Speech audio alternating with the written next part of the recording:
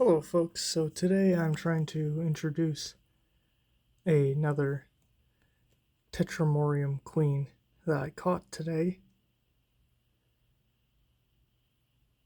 Does she have mites?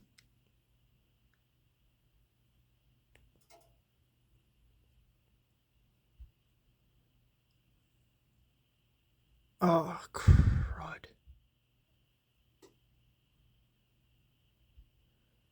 Those are mites. Never mind, I'm not gonna introduce her to my other two queens. They could be phoretic mites, which are... Oh, I'm sorry, girl.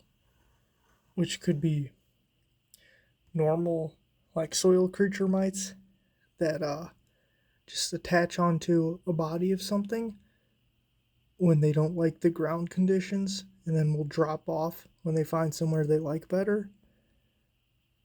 But I can't take the risk if they're parasitic mites. I can't be founding a colony and let them get infected with parasitic mites.